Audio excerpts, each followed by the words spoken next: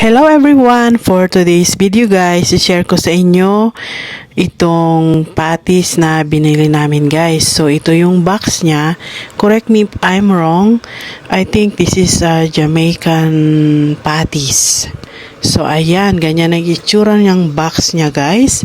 Itong binili namin is 24 pieces ang isang box. So ayan, ganyan ang itsura niya guys. So para siyang yung empanada sa atin guys, pero mas masarap siya.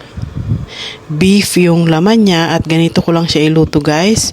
Ini-air fry ko siya ng 5 minutes dahil luto na siya guys. I-reheat lang ng konti para mainit pag kinain.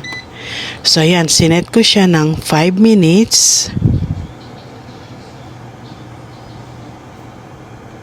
So ayan, so 1 minute left, check ko guys kung mainit na, and then ibabaliktad ko siya guys and then reheat for another 5 minutes.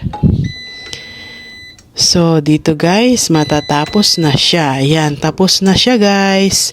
Ganyan lang siya kadaling i-reheat at masarap na pagkain. So para siyang empanada sa Pilipinas, beef ang laman guys. So ito na guys, ready na siyang kainin.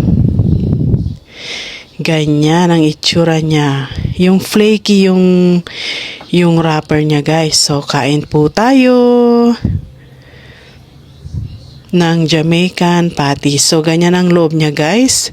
Meron siyang minced beef sa loob. So yan lang guys. Thank you so much for watching. See you on my next one. Thank you. Bye.